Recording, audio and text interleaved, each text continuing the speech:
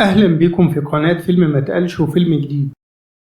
بيبدأ فيلمنا في البحر الكاريبي. جوليا وجوزها توم مستمتعين برحلة على مركب مع أولادهم كاسي وبن. توم واقف مع ابنه بن بيعلمه الصيد. كاسي حاطة سماعات على ودنها وبتسمع موسيقى. جوليا قررت تنزل تعوم حوالين المركب، وأثناء ما كانت بتعوم تيار مية شدها من غير ما تحس، لكنها بتكتشف إن المركب بقت بعيدة جدا عنها. بتصرخ وتنده عليهم، لكن كاسي مش سامعة بسبب السماعات اللي حطاها على ودنها. بن مش مركز ومشغول في الصيد. الحظ ساعدها إن توم سمع صرختها فلف المركب بسرعة ونط في البحر عشان ينقذها. بعد ما رجعها جوليا كانت متضايقة جدا عشان البحر كان هادي وإنها ما حستش بتيار المية. توم بيطمنها وبيحذر الكل إن محدش يحاول يعوم بعيد عن المركب تاني. بالليل العيلة كلها اتجمعت عشان يحتفلوا بعيد ميلاد بن اللي بقى عنده 13 سنة. توم جاب له لابتوب جديد، كاسي جابت له قناع، جوليا جابت له اسورة وقالت له إنها بتحمي من الأرواح الشريرة. بعد الهدايا اتصوروا صورة عائلية مع بعض واستعدوا عشان يقطعوا التورتة، لكن كاسي جالها مكالمة فيديو من صديقها آدم. المكالمة اتقطعت فجأة علشان كان في عاصفة غريبة حوالين المدينة. كاسي لقت الموضوع مش طبيعي وحذرت أهلها. في اللحظة دي سمعوا أصوات قريبة، طلعوا يشوفوا جاية منين. لقوا سرب من حيتان الحوت الأحدب بتهاجر وبتعدي قريب جدا من المركب. واحد من الحيتان خبط المركب، وده اضطر توم إنه ينزل يشوف إذا كان هيكل المركب اتضرر ولا لأ. بعد دقايق طلع من البحر متعور وقال إن كائن بحري هاجمه، بس مش عارف إيه هو، وانجرح في كتفه. جوليا بسرعة خيطت الجرح وربطته. بعد كده اكتشفوا إن مروحة من مراوح محرك المركب اتكسرت، وده بسبب الحوت، ودلوقتي محتاجين حد يسحب المركب لحد المينا. جوليا حاولت تتصل بالطوارئ من خلال إشارة الراديو، لكن مفيش رد، والموبايلات كمان مفيهاش شبكة. توم قال إن المؤن اللي عندهم ممكن تكفيهم 4 أيام. وقت ما كانوا محتارين وبيتكلموا شافوا وميض نازل من السما زي شهاب أو نيزك. واحد منهم وقع قريب جدا من المركب. توم حاول يشغل المحرك بس المروحة كانت بايظة فالموتور سخن ووقف. لما بصوا كويس اكتشفوا إن اللي نازل مش نيزك، دي قطع من أقمار صناعية بتسقط عليهم من السماء، وكذا قطعة رايحة ناحية المركب. توم بسرعة حضن جوليا وكاسي وبن وحاول يحميهم بجسمه. لحسن الحظ إن كل اللي وقع كان بعيد عن المركب، بس الجو بره بقى خطر جدا، فدخلوا الكابينة وقفلوا كل حاجة. تأثير الأقمار الصناعية خلى المركب يخرج عن السيطرة. المركب اتميلت جامد وبن وقع وتعور، لكن أبوه وأمه ساعدوه وحطوه على الكنبة. توم حاول يوصل لجهاز اللاسلكي عشان يطلب النجدة، بس جت عاصفة قوية وخلت المركب يهتز أكتر. جوليا بتنزف دم من مناخيرها، وكاسي بدأت تحس بغثيان شديد، وتوم حس بوجع في دماغه ومش مرتاح. حاول يجري على أوضته لكن وقع على السلم بسبب تميل المركب. في الآخر العيلة كلها قعدت في الكابينة مستنيين العاصفة تعدي. بعد ساعات طويلة من التوتر العيلة كلها نامت من شدة التعب والإرهاق. تاني يوم الصبح صحيوا يلاقوا الدنيا هادية. خرجوا يبصوا حواليهم يشوفوا إيه اللي حصل، وكانت الصدمة إن المركب مش في البحر. المركب واقفة في نص أرض حواليهم صحراء كبيرة جدا، والبحر كله اختفى كأنهم رجعوا بالزمن آلاف السنين. توم حاول يستخدم البوصلة عشان يحدد مكانهم بالظبط، لكن من غير فايدة، وقال إنه قرأ في كتاب إن ده حصل قبل كده من مئات القرون، وده بسبب أقطاب الكوكب إنها اتغيرت واتقلبت، والمحيطات اتغير مكانها. ولو ده فعلا اللي حصل معنى كده إن ملايين الناس ممكن يكونوا غرقوا بسبب الأمواج والتغييرات دي. الخبر ده وقع على كيسي زي الصعقة، وافتكرت آدم وخافت يكون حصل له حاجة. دخلت كابينة المركب وفضلت تعيط وكانت منهارة، لكن أمها راحت لها وطمنتها. لكن ما كانش في وقت للانهيار ولا للزعل، كان لازم يفكروا في نفسهم وبس. توم وجوليا بدأوا يخزنوا كل أكل ومية متوفرة عندهم، وبن ساعدهم وربط بالونات عيد ميلاده في حبل وطيرها عشان تبقى إشارة لأي ناجي. بعد محاولات طويلة توم أخيرا نجح يصلح الراديو، وقدر يلقط إشارة ضعيفة لحد بيرد عليه.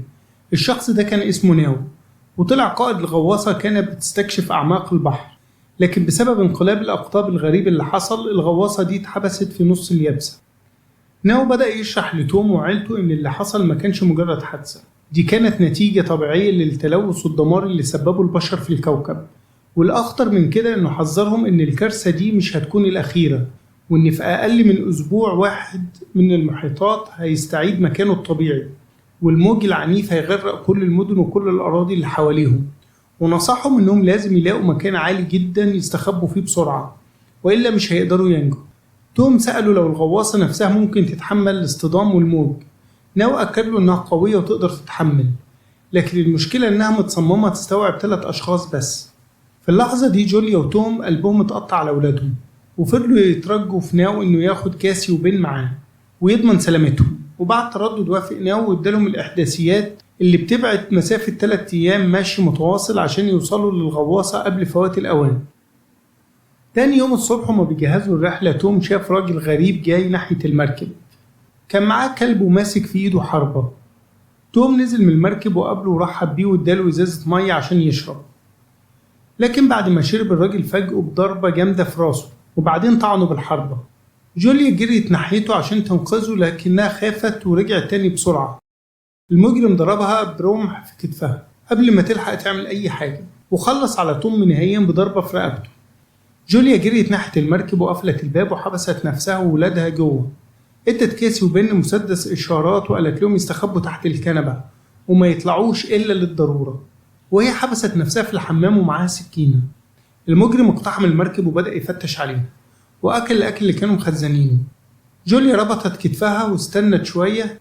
أول ما قرب يفتح باب الحمام هربت من فتحة وطلعت بره المركب، بس الكلب شافها وهاجمها، اضطرت تطعنه علشان تدافع عن نفسها. المجرم جري يشوف الكلب ولما شافه ميت غضب أكتر، رجع جوه المركب وهاجم جوليا وضربها ووقعها وجرها من رجلها. جوليا حاولت تقاوم وضربته برجلها، لكنه أخد منها السكينة ورماها وضربها في وشها.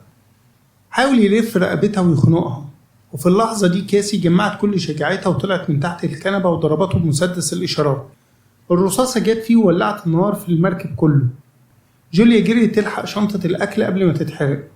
المجرم حاول يهاجمها تاني، بس هي ضربته في وشه برجلها وهربت هي وأولادها. التلاتة شافوا توم وهو ميت وعيطوا فوق جثته وفضلوا يحضنوا فيه، لكن ما كانش فيه وقت. المجرم لسه عايش وجاي وراهم. هربوا للجبال ومشوا مسافة طويلة والجو كان حر. في الطريق بين النهار وفضل يعيط، كان شاعر بالذنب وقال إنه السبب لأنه علق البالونات اللي المجرم يجي عن طريقها. جوليا طمنته وقالت له إنه مش ذنبه وفي كل الأحوال ده كان هيحصل. كملوا الرحلة، لكن بن وقف لما لقى حيوان بحري ميت على الشط، كان بيشوف ينفع يتاكل ولا لأ، لكنهم مشوا بسرعة بعد ما شافوا المجرم بالعدسات المكبرة جاي وراهم. ابتدى بن يتعب من الجفاف، وجوليا اكتشفت إن إزازة المية اتكبت بسبب كاسي ونص المية راح. تعصبت عليها. كاسي قالت مفيش فايدة من الرحلة كلها. أمها زعقت فيها وقالت لها ما تيأس ولازم تركز في الطريق عشان يقدروا يكملوا. في نص الطريق لقوا طيارة متحطمة، قربوا منها ولقوها أمان، والليل دخل عليهم فقرروا يباتوا فيها. جوليا مسكت صورة العيلة اللي تصوروها في عيد ميلاد بن وعيطت على توم. كاسي سألت أمها تحكي لها عن بداية قصتها مع أبوها. جوليا حكت إزاي حبوا بعض واتجوزوا وبنوا حياتهم وكافحوا علشان يحافظوا على بيتهم، وقد إيه توم كان زوج مثالي وكان بيحبها ويحترمها، وإنه ما كانش يستاهل النهاية دي. بعد كده راحوا في النوم من شدة التعب والإرهاق. بالليل كاسي خرجت من الطيارة لوحدها، كانت متضايقة ومش عارفة تنام، بس فجأة المجرم جه من وراها بيتسحب في الضلمة، بيقرب منها بخطوات تقيلة، عينيه مليانة غدر. حاول يهجم عليها بسرعة، لكن في اللحظة دي جوليا كانت صحيت على صوت الحركة وجت من ورا المجرم وطعنته بالسكينة وغرزتها في قلبه بقوة. المجرم وقع على الأرض يتلوى من الألم، لكن جوليا ما وقفتش، فضلت تضرب فيه مرة ورا التانية، بتطلع كل القهر والخوف اللي عاشته من ساعة ما قتل توم. ايدها مليانة دم وعينيها كلها دموع وغضب. كاسي فضلت تبص عليها وهي مذهولة، وبعد شوية جريت عليها وحضنتها. حضنها كان مليان خوف ووجع، لكنه رجع لجوليا عقلها، فبدأت تهدى تدريجيا وتسيب السكينة من ايديها. تاني يوم لما طلعوا من الطيارة ملقوش الجثة، الأرض فاضية، بس بعد شوية اكتشفوا الحقيقة، إن كان في وحش ضخم قريب منهم أكل الجثة. المنظر خلى جوليا تحس برعب أكبر، وخافت إن وجود المجرم ما كانش غير بداية، وإن في مخلوقات أخطر لسه حواليهم. العطش كان مسيطر على بن وعينيه كلها يأس، لدرجة إنه أول ما شاف قدامه بركة صغيرة مليانة مية جري عليها من غير ما يفكر. بدأ يشرب بجنون، مش واخد باله إن المية ملوثة ولونها غريب. جوليا وكاسي صرخوا عليه وجريوا بسرعة شدوه قبل ما يمرض أكتر. جوليا حضنته وحاولت تهديه وهي بتبص حواليها تدور على أي مكان آمن يقعدوا فيه. بعد مشي طويل في الحر وصلوا لمكان غريب مليان كراسي متبعترة في نص الصحراء. قرروا يقفوا هناك ويعملوا عشة صغيرة يقضوا فيها الليل على أمل يرتاحوا شوية. لكن مع حلول الليل الهدوء اتحول لرعب. أصوات تقيلة تشبه دبدبة جامدة. الأصوات بتعلى وتقرب منهم تدريجيا. جوليا خرجت تشوف ايه اللي بيحصل. مشيت بعيد شوية ناحية الصوت، لكنها اتصدمت لما شافت مخلوقات غريبة أشكالها مرعبة، شبه السرطانات العملاقة. عيونها بتلمع في الضلمة، بتخبط الأرض بصوت مزعج. جوليا جريت بسرعة، صحت ولادها وجريوا بكل قوتهم لحد ما شافوا على بعد مخيم ناجين وسط حاويات شحن ضخمة. راحوا عليهم، لكنهم لما شافوهم دخلوا الحاويات بسرعة وقفلوا على نفسهم. جوليا فضلت تخبط على الأبواب، لكنهم من الخوف قفلوا على نفسهم ومحدش رد. جوليا رفعت كاسي وبين وطلعتهم بسرعة فوق الحاوية، والسرطانات الضخمة كانت بتقرب منهم. وجوليا بتحاول تطلع ورا ولادها فوق الحاوية، مسك سرطان ضخم رجلها وعضها، لكن كاسي وبين ساعدوها ورفعوها، لكنها انجرحت جرح كبير في رجلها. السرطانات المتوحشة هجمت بعنف ودخلت الحاوية من فتحات صغيرة، وقضوا على كل الناجين اللي كانوا موجودين جوه. المنظر كان مرعب. أما جوليا فالألم كان شديد، وفضلت تتحامل على نفسها لحد ما حصل لها حالة إغماء وفقدت وعيها. مع أول ضوء للشمس فاقت جوليا وسط عاصفة ترابية، لكن الوحوش الضخمة كانت بعدت وكاسي وبن ما كانوش موجودين. نزلت بسرعة من فوق الحاوية عشان تدور عليهم، وفعلا لقتهم. وكاسي قالت لها إن هي وبن لقوا صندوق فيه أسلحة وذخيرة وكمان جهاز لاسلكي. جوليا بدأت تكوي جرح رجليها بالنار، وكانت بتصرخ من شدة الألم، بس فضلت ثابتة عشان عارفة إن ما عندهاش خيار تاني. بعد ما خلصت سلحت نفسها هي وأولادها، ومسكت الجهاز اللاسلكي وحاولت تدور على إشارة. وبالفعل بعد ثواني لقطت إشارة من ناو. جوليا حكت لناو بسرعة كل اللي حصل لهم. ناو صوته اتغير وبقى قلقان، وقال لها دي مش مخلوقات عادية، دي كائنات مفصلية طالعة من أعماق البحر، اتكيفت بسرعة مع السطح، وكل ما نسبة الأكسجين في الجو تزيد بتتحول لوحوش أعنف وأسرع. وبنبرة تحذير قال البحر راجع أسرع من أي توقع، الموجة الجاية هتبتلع الأرض، لازم تجروا حالا. جوليا قالت له إنهم مش عارفين يمشوا في أي اتجاه. ناو قال لها إنه هيضرب رصاصة من مسدس الإشارة ويركزوا عشان يعرفوا مكانه. وبالفعل ظهرت قدامهم الإشارة، وبسرعة جوليا لمت أولادها وابتدوا يكملوا الطريق. عبروا وادي صخري طويل، لكن فجأة صدى ضخم رج المكان، والصخور اتفككت من فوق وحصل انهيار صخري. جوليا زقت ولادها بسرعة ناحية الغواصة، وهي ملحقتش واتحجزت ورا الصخور. صرخت جوليا على كاسي وبن عشان يكملوا الطريق وما يبصوش وراهم، وهي هتحاول تخرج وتلاقيهم. كاسي وبن فضلوا يجروا لحد ما وصلوا أخيرا للغواصة، لكنهم اتفاجئوا بناو كان مصاب وبينزف بشدة. سأل عن أمهم وقالوا إنها اتزنقت بين الصخور، وهو بكل نبل قال لهم يساعدوها عشان هتاخد مكانه في الغواصة. بسرعة كاسي خدت قرار من غير تردد إنها لازم ترجع تساعد أمها. بن كان عاوز يرجع معاها، لكنها رفضت وأصرت تروح لوحدها. بن طلع القلادة من إيده واداها لها عشان تحميها. كاسي رجعت عشان تساعد أمها. أول ما وصلت لقتها بتضرب نار على السرطانات الضخمة اللي كانت بتهاجمها، وخلاص قربت منها والذخيرة هتخلص. مسكت إيديها وساعدتها عشان تخرج من الحفرة، وفعلا قدرت تساعدها وخرجت بسلام. الاتنين وصلوا الغواصة وبن كان مستنيهم. السرطانات العملاقة لسه وراهم زي الكوابيس اللي مش عايزة تخلص. طلعوا فوق سطح الغواصة بسرعة، وجوليا كانت ماسكة السلاح وبتضرب نار بكل قوتها عشان تحمي عيلتها. وأخيرا قدروا يدخلوا جوه الغواصة ويقفلوا الأبواب بإيديهم ورجليهم. فجأة الموج ظهر بشكل وحشي، كأنه وحش تاني بيطاردهم. ربطوا نفسهم بالكراسي والغواصة بدأت تهتز يمين وشمال.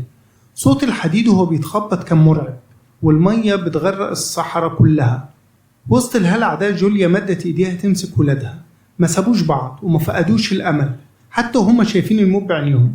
ومع كل خبطة موج جوليا بترجع بالذاكرة لورا. افتكرت البداية، افتكرت توم، وافتكرت المجرم اللي قلب حياتهم جحيم، وكل لحظة عدت عليها من أول الرحلة دي ما بدأت. الساعات عدت تقيلة زي العمر كله، لحد ما فجأة الدنيا هديت والموج سكت والغواصة بطلت تترج، والصوت الوحيد اللي كان باين هو أنفاسهم المرهقة والتعبانة. فتحوا باب الغواصة ببطء وطلعوا بره عشان يتفاجئوا قدامهم بمدينة كاملة بقت خراب، متدمرة بسبب التغييرات اللي قلبت الدنيا. بس رغم كل الخراب ده إلا إن التلاتة لسه واقفين على رجلهم، لسه عايشين. جوليا حضنت ولادها بكل قوة، دموعها نازلة وهي بتحمد ربنا إنهم نجوا. وفي اللحظة دي قررت تسجل كلمتها الأخيرة: رغم كل المصايب اللي عدت علينا، كاسي وبن بقوا أقوى من أي وقت. أنا حاسة إن الكوكب بيعاقبنا على كل اللي عملناه في الطبيعة، بس يمكن دي علامة إننا نبدأ من جديد، نعيش في سلام مع الأرض مش ضدها. وبكده ينتهي فيلمنا. يا رب يكون عجبكم، ما تنسوش تعملوا اشتراك في القناة وتفعلوا زر الجرس وتسيبوا لنا أي تعليق.